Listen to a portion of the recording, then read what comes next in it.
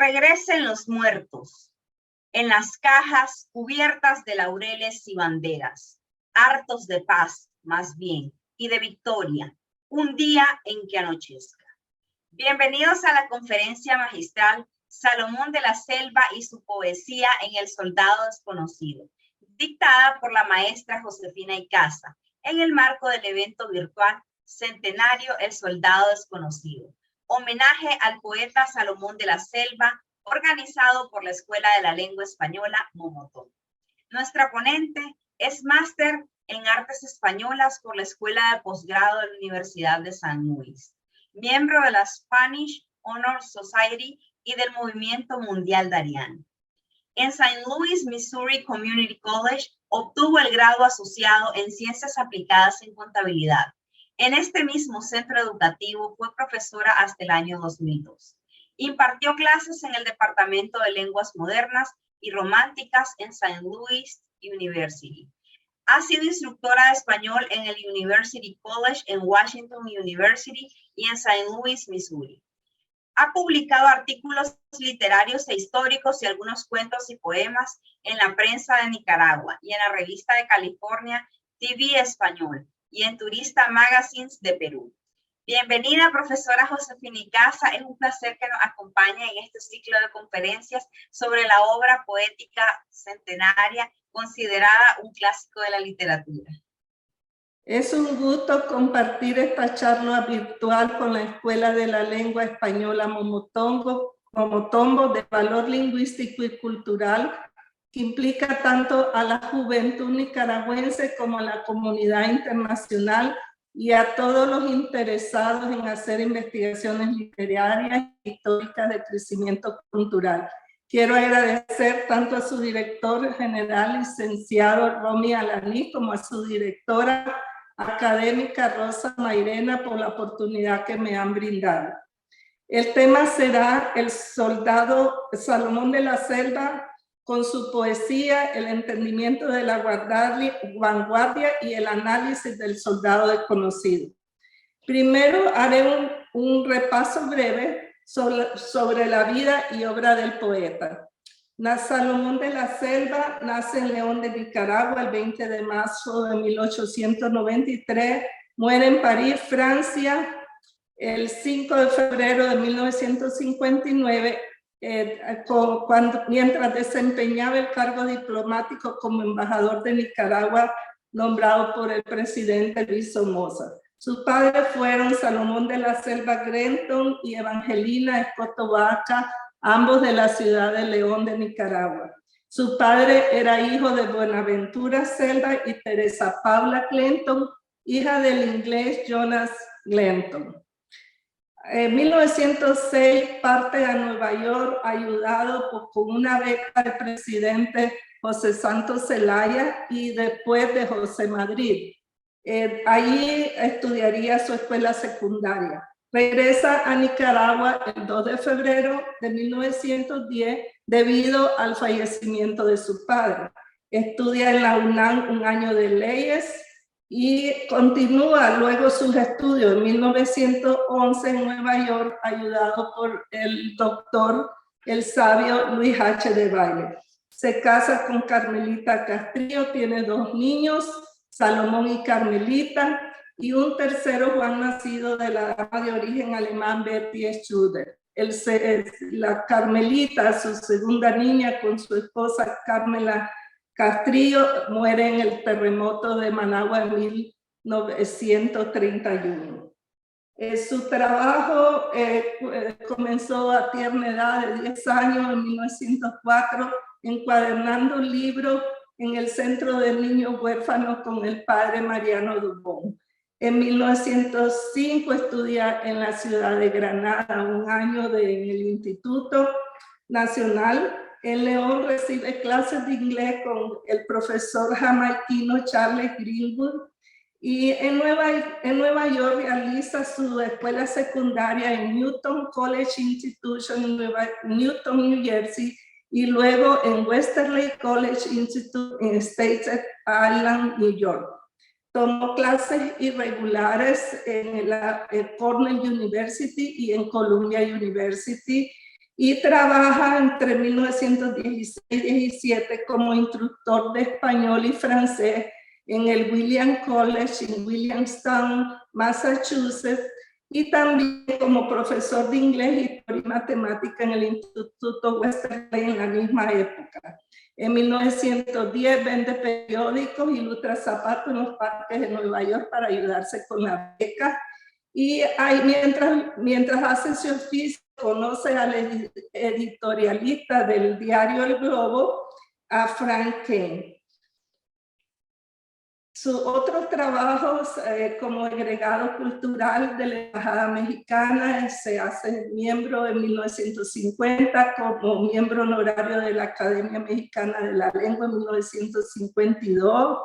En 1958 recibe en Nicaragua la Orden Rubén Darío con el grado de la Gran Cruz de Plata. Del 1957 al 59 está del cargo de embajador. Su encuentro de Ariano. En 1914, estando en Nueva York, se encuentra con el poeta nicaragüense Rubén Darío. En su estadía de Darío en Nueva York entre noviembre de 1914 y abril de 1915. Ahí Darío le presenta a Mr. Archer M. Huntington, fundador de la Sociedad Hispánica de América, quien le ayudó a publicar su primer libro en 1916 titulado Versiones en inglés de poesía nicaragüense. Asiste a Darío traduciéndole su poema Paz, poema que presentaría Rubén Darío en la Universidad de Columbia el 4 de febrero de 1915. Estando en Nueva York, hace contacto con figuras literarias muy importantes. Entre ellas tenemos a Stephen Vincent Bennett y Edna St. Vincent Millay, con quien se cree que tuvo un romance. Ambos fueron premios Pulitzer. Y en 1913 conoce a Edwin Markham, escritor sindicalista, y colabora con algunos artículos literarios con él y usando el seudónimo de Hipólito Matonel. En Columbia University tuvo profesores renombrados como Gilbert Murray y Bertrand Russell, que fue un premio Nobel, y John Dewey. La revista Forum le publica Details from Fairyland en 1914. Conoce al escritor Ralph Roder, al dominicano Pedro Enrique Ureña y al mexicano José Vasconcelos. Labora para las revistas El Espejo de la Moda, Poetry, apareciendo su nombre por primera vez en los libros The Book of American Poetry. En Londres visita también centros literarios relacionándose con el imaginista Elsa Loring Pound, el mitólogo Robert Gray, Sigfredo Sassoon y Wilfredo Owen, alrededor de 1918, y estos dos últimos fueron combatientes soldados de la Primera Guerra Mundial. En 1921 viaja a México, invitado por José Vasconcelos, y colabora en la revista Maestro, trabaja de profesor en la universidad y se ingresa al grupo Jalapa y a la campaña de Miguel Alemán Valdés. Regresa un tiempo a Costa Rica, está en Panamá, luego regresa a México y colabora en la campaña, y él le dedica al presidente de la República, Miguel Ángel Valdés, su ilustre familia. Su hermano Rogelio estaba de secretario privado de Alemán. En 1922 establece relación romántica con Catherine Ann Porter, escritora norteamericana, periodista y novelista. Entre sus publicaciones vemos que aparecen los poemas primero que tradujo de Darío y de otros poetas ingleses. Aparecen versiones en inglés de poesía nicaragüense, y en Tropical Town y Other Poems Ese se lo dedicaría a su madre por tener la resignación y la fecundación de su tierra, de su país, Nicaragua. A Soldier Singh, de la cual no se ha encontrado ninguna copia, según Nicasio Urbina le comunicó al ingeniero de Diquil que posiblemente era el mismo, el soldado desconocido, pero que lo había comenzado en inglés y lo continúa en español. Tenemos evocación de Horacio en 1948-49 con el canto La América de Yucatán, los Juegos Florales, y la ilustre familia que mencionamos anteriormente, canto a la Independencia de México, evocación de Píndaro, y saluda la victoria del atleta guatemalteco Guamuch Flores, y también celebra el 50º de Cuantos de Vida y Esperanza de Rubén Darío. Aquí tenemos más publicaciones con Miki de Exhualcoyot en 1958, La Guerra de Sandino, y Narciso e Historia de Nicaragua en 1930. El 5 de junio de 1917 se enrola en la Armada Americana, pero su participación la hace bajo la orden de las Fuerzas Armadas Británicas desde 1917 hasta el 11 de noviembre de 1918, cuando la guerra culmina. Después de la guerra escribe el prólogo en Nueva York del Soldado Desconocido en 1921, y en 1922 publica en México el poema El Soldado Desconocido, en cuya edición hay un dibujo del muralista Diego Rivera. Dicha obra, El Soldado Desconocido, estará cumpliendo este año su centenario. Frente a la guerra, la literatura se fragmenta y el artista adquiere por primera vez la conciencia de ser moderno, apareciendo extrañas figuras imaginarias, y surge entonces la vanguardia. En Los Hijos del Limo, Octavio Paz nos explica que hacia 1880 surge en Hispanoamérica el modernismo. Este modernismo hispanoamericano es el equivalente del Parnaso y del simbolismo francés. El modernismo de la lengua inglesa no tiene nada que ver con el anterior, continúa Paz. El modernismo inglés o anglosajón se inicia en la segunda década del siglo XX, alrededor de 1920. Este modernismo de los críticos norteamericanos e ingleses no es sino lo que en Francia y Hispanoamérica se llamaría vanguardia. Sin estos dos conceptos no se puede entender ni ubicar la poesía de Salomón de la Selva.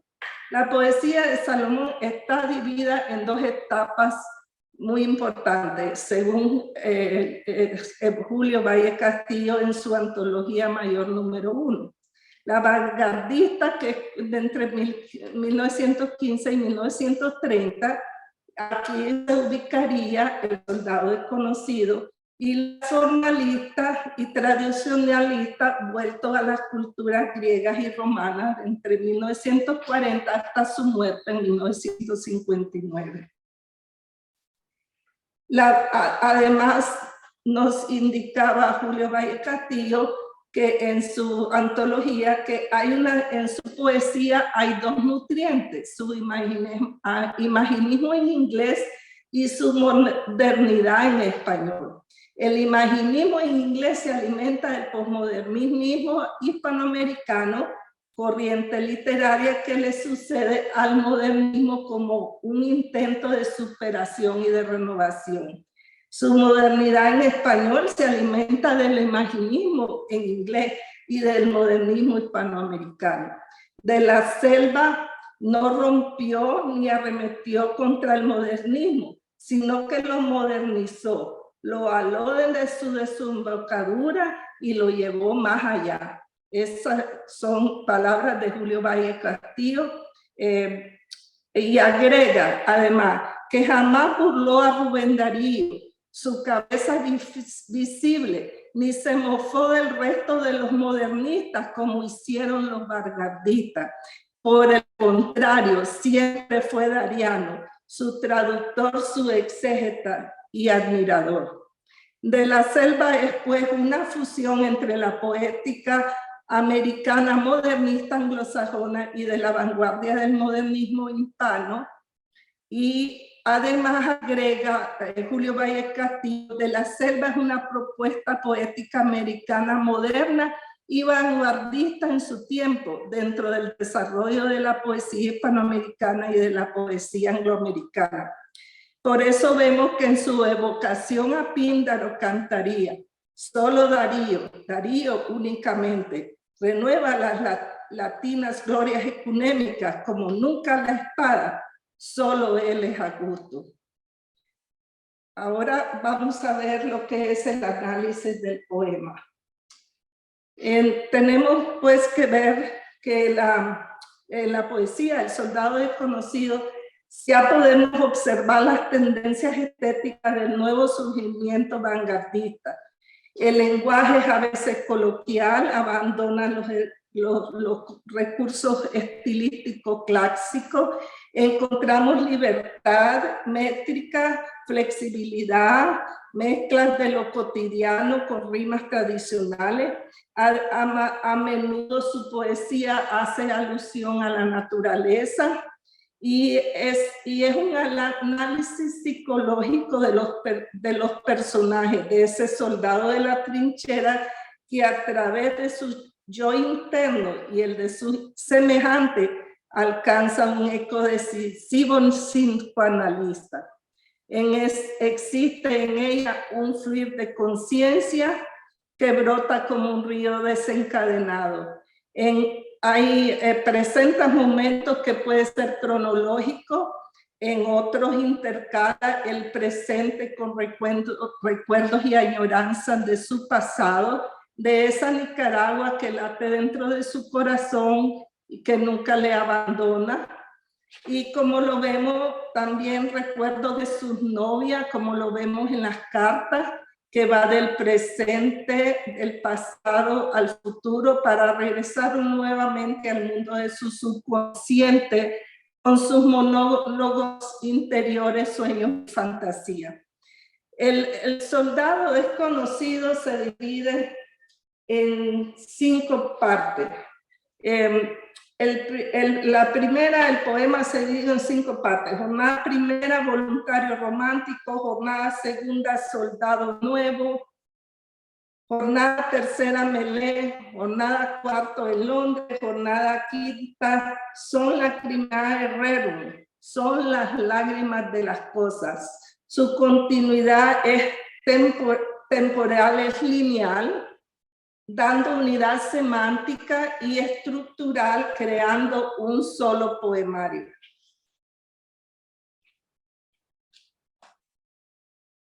El contacto con la literatura norteamericana y europea, más las experiencias de la Gran Guerra, hacen que De la Selva produzca un poema bélico de calidad titulado El soldado desconocido, que este año del 2022 está cumpliendo su centenario. En el prólogo fechado en Nueva York en 1921, existe una crítica a las consecuencias sociopolíticas de los años posteriores a la Gran Guerra.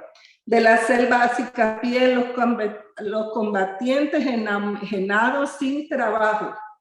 Y en 1921 se erigieron alrededor del mundo monumentos en honor al soldado desconocido, pero De la Selva no se encuentra satisfecho, rechaza ese fetiche y reclama por el de carne y hueso, abogando por el humano. En una plaza célebre de París o de Londres o de Roma o de Washington, Le han erigido un catafalco soberbio. Los pueblos ya tienen su fetiche, pero ese fetiche era de carne y hueso, humano y muy humano, nos ha dicho en su prólogo. Ya no es John, ni Tim, ni Tommy, ni Goy, el héroe de la guerra, el héroe de la guerra. El primero nos dice, ha vuelto sin ganas de trabajar. El otro está en el hospital. El tercero lo trajeron en un cajón. Y el último creyó que alucinaba. El héroe de la guerra es el soldado desconocido. Es barato y a todos satisface. No hay que darle pensión, no tiene nombre ni familia ni nada, solo patria. Para luego hasta el final agregar en dicho prólogo que tuvo la buena suerte de servirla bajo la bandera del rey don Jorge V, viniendo renovado de esta fragmentación que sufre la humanidad, proclamando: la América tropical dará al mundo los mejores poetas, los mejores pintores y los mejores santos. Como Vasconcelos, cuyo objetivo era integrar a México en las grandes transformaciones que siguieron al fin de la Guerra Mundial de la Selva, ratifica la salida del sol y de la aurora de la modernidad en el nuevo mundo. Aquí vamos a continuar analizando un poquito más sobre los poemas, el análisis del poema. En la primera jornada se manifiesta como un poeta voluntario y romántico, el de antes de partir a la guerra, donde primeramente escribe su testamento. Su comportamiento aquí es fundamentalmente profundo, religioso y panteísta.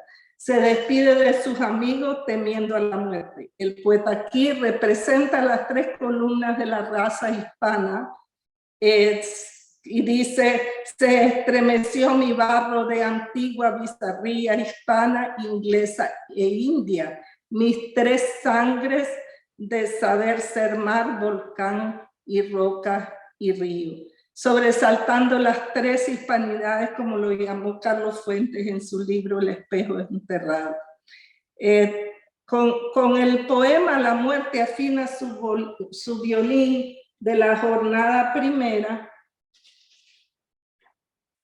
crea una balada burlándose o celebrando su misma muerte, donde su alma se convertiría en un jardín florido como un camposanto, y nos dice: entre blancas sábanas de algodón y lino, con una blancura de lirios de estrellas, ser el sueño vuestro será su destino.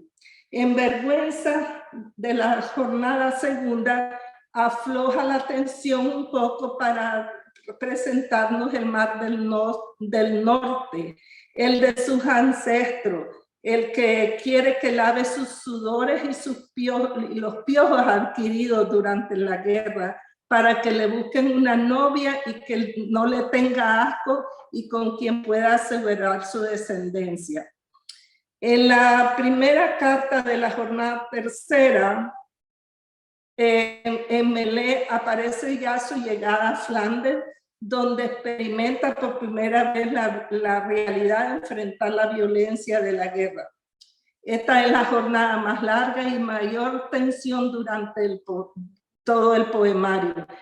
Aparecerán ya el uso de los gerundios, enumeraciones, aliteraciones, el uso del pretérito perfecto, como lo veremos en las heridas. He visto a los heridas, qué horribles son los trapos manchados de sombra, de sangre, y los hombres que se quejan mucho, haciendo estos poemas muy vívidos. Aparecen en sus cartas sus tres cartas y su famoso poema La bala, el más recordado, que guarda para la historia su sello de distinción como poeta. El tiempo de la duración de esta jornada, de la tercera, se vuelve impreciso. En la primera comienza la batalla. En la primera carta de la jornada tercera vemos que comienza la batalla, desembarcando en Bélica, o Francia, y recordando siempre a su tierra Nicaragua. En el poema La bala aparecen imágenes y sinestesia aunados con colorido, perfume y música en su poesía. El remordimiento de la jornada tercera siente pesar por los huérfanos de guerra, esos que quedaron sin padre. Y junto con el de la bala muestra la gran humanidad del poeta. Se mofa de los proyectiles de guerra y se hermana con su enemigo, aunándose como en una boda. Por eso que dice, me siento como se sentiría un príncipe de cuento que ha cambiado palabras y corazón y anillo con una princesa de otra raza a quien jamás he visto. Lejos de tenerle odio, como que voy queriendo a mi enemigo.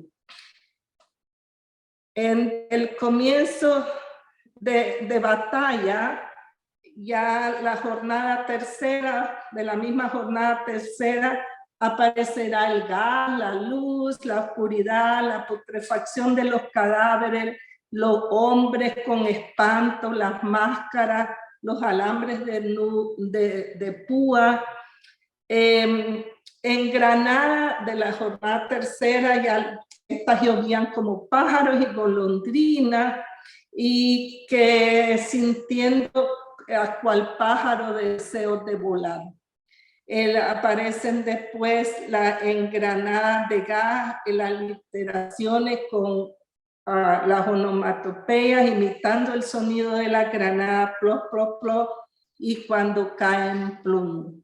Recordará a Nicaragua con la tierra fértil y con sus frutas. Aparece el mango, los guineos, que sirven para hacer vinagres, y hay una combinación de lluvia, de llanto y de lágrima para expresar el dolor de los que están en el campo de batalla. En la jornada tercera le pesa la muerte en Elegía, le pesa la muerte también de su compañero, y hay a veces una yuxtaposición entre el sujeto, que no se sabe quién es el muerto, si el que está el poeta o si el que está peleando en el campo de batalla. Hermano más que hermano, ahora que me falta doblemente, me pesan los arreos. El viento sopla 2 veces más helado. Si serás tú el que vive, yo el que ha muerto. Todo parece cambiado. En Prisionero de la jornada tercera se encuentra el poeta dotado de sensibilidad humana y cristiana al sufrir por el prisionero de guerra. Está prohibido darle cigarrillos. Bien, se los daré a escondido, nos dice. La poesía de Salomón está impregnada también de sinestesias imaginistas, y por eso menciona en su poema Carta, en la segunda carta de la jornada tercera, menciona al compositor ruso Alexander Scriabin, compositor de piano, que basó su composición en el mito de Prometeo, Cromola, personaje de la mitología griega y titán amigo de los mortales, quien desafió a los dioses llevándole fuego a los hombres. Scriabin es una especie de misticismo, es simbolista floreciente de la Rusia del momento, y con su estética y sinestesia wagneriana a través de su arte proponía equivalencia entre los elementos sensoriales de los olores, de los colores y los sonidos. En Prisionero, la poesía también de Salomón está impregnada de cultura alemana. Menciona al compositor Beethoven, al filósofo Kant, a Nietzsche, para darnos un sentido más amplio de su poemario con la cultura que existe dentro de él. En el canto de la alondra de la tercera jornada, aparece la música, la armonía, la luz solar, el cielo, la tierra, el frío, el calor, el árbol, la naturaleza. Es panteísticamente impregna su poesía. Metafóricamente asocia una idea bien concebida y fecundada con la naturaleza, con la savia de los árboles, las cuales chupan la savia de la madre tierra. Aparecerán también Dios y Apolo estarán presentes en su poema, haciendo un solo de Cristo y Jesús y confundiendo el Dios pagano con el cristiano. Ya en Londres, en la jornada cuarta, ya rompe con el tiempo cíclico de los poemas del combate.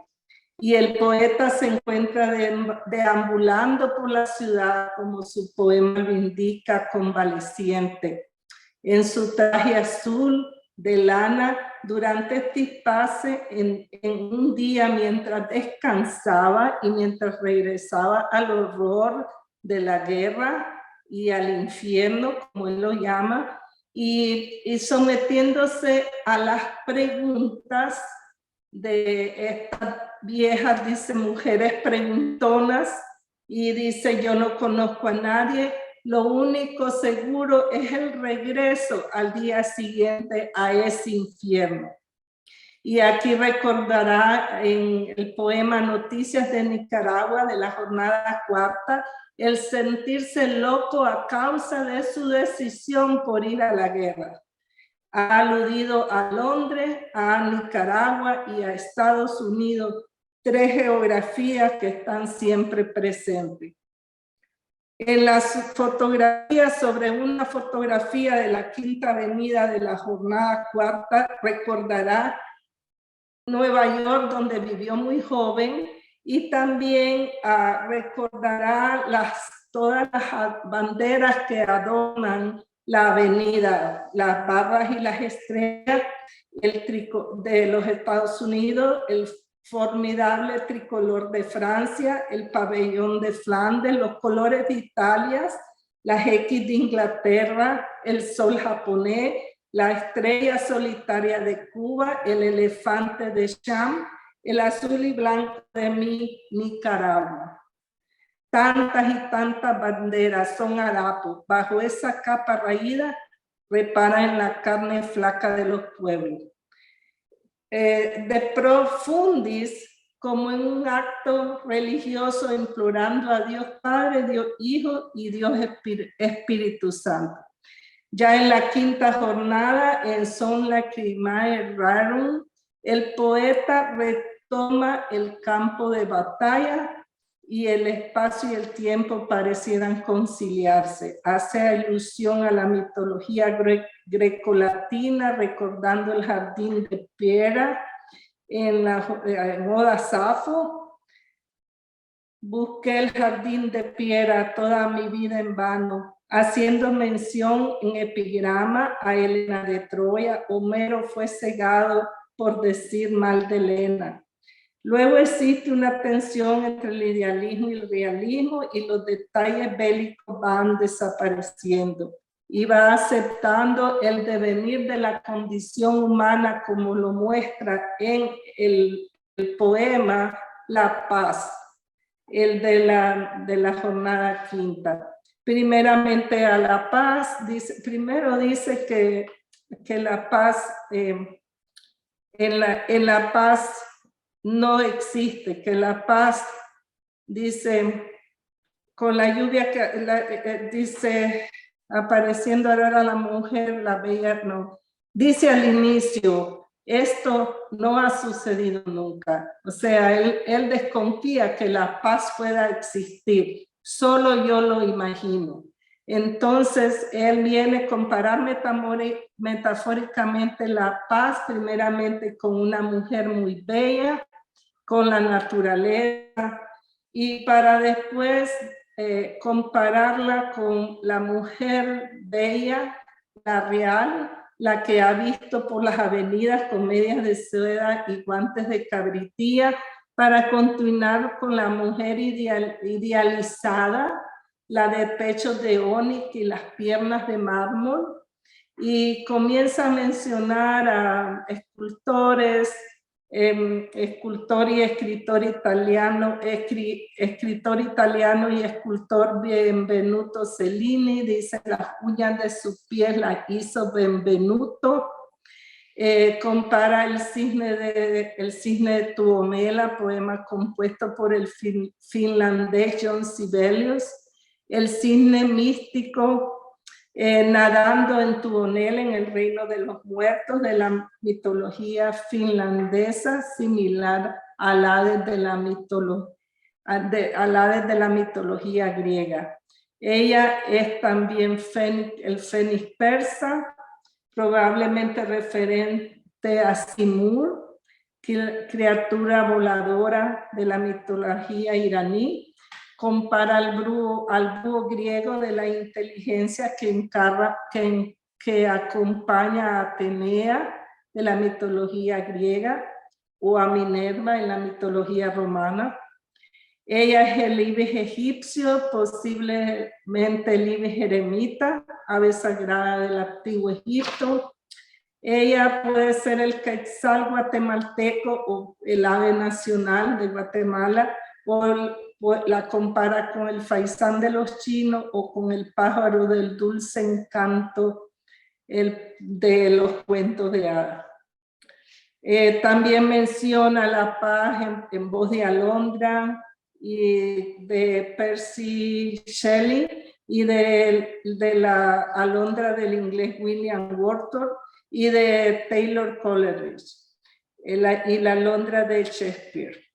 La paz es como la mujer bella, pero más bien fuerte, como la maestra de Sócrates. Y también nos habla de la misma que cortó la fruta prohibida en el Edén, refiriéndose a Eva, y después que supo ser la madre de Dios. Es bella, y está comparando cuando en su poema no solamente a la mujer fuerte, bella, buena como la madre de Dios, pero también menciona a la mala como Lili la traicionera, la mujer fatal legendaria del folclore.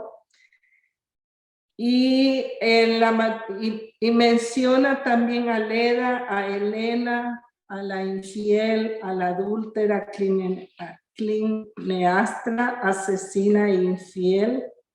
La paz con pronombre personal de mujer es la adúltera, la madre de la avaricia, la conciencia estancada y la cobardía, la misma Sirene Circe. Y de su vientre, nos dice, nació la diplomacia, el patriotismo falso, el gas asfixiante, los horrores de la guerra. Entonces es una comparación de una contradicción que prácticamente viene a decirnos que la paz verdaderamente no existe, aunque en el fondo de su corazón la deseara. En su carta a Alice Meynell, el de la jornada quinta, menciona el poema de Lilith Regis de Francis Thompson, nacido en Inglaterra, poeta e imaginista de gran envergadura. Finalizando con su cantar primero de jornada quinta, Tengo el alma en paz, él no se hace culpable de esa guerra, en jornada quinta, como lo vendrá a confirmar en su poema Última Carta, donde nos dice que ya ha salido el sol, han pasado incontables aeroplanos, todos quedamos roncos de gritarles saludos. Ya finalmente se abrazan entre manos, es por entero falso que tengamos enemigos. No nos hemos cruzado ni una sola bala. De aquí nacerán los nuevos poetas que dará la América tropical. Veamos acá lo que a manera de postdata dice: La América tropical dará al mundo los mejores poetas, los mejores pintores, los mejores santos. A la salida del sol y con su nuevo amanecer nacerán los nuevos artistas. Apoyado en este cristianismo, finalmente trasciende encontrando el sentido de la vida en el arte mediante la unión de Dios. En conclusión, Salomón de la Selva fue un poeta bilingüe español, fue un poeta bilingüe inglés y español. Leía y entendía el francés y el alemán, helenista, latinista, amante de los griegos e imaginista, culto, popular. Usaba neopopulismo de fuentes inglesas, irlandesas, germánicas, nicaragüenses, hispánicas, caribeñas.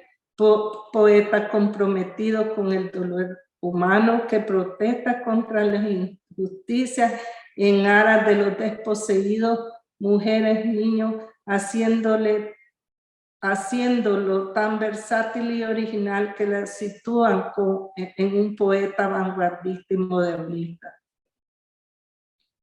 El soldado desconocido es un libro de poemas donde da testimonio de la guerra, soldado que canta, danza y gime en las batallas con la muerte, exaltando el soldado desconocido y no al fetiche, anteponiendo la condición humana del soldado, rechazando el fetiche que en Flandes o Francia han metido con todo y sus gusanos en una caja de zinc bien soldada para que no se escape olor alguno.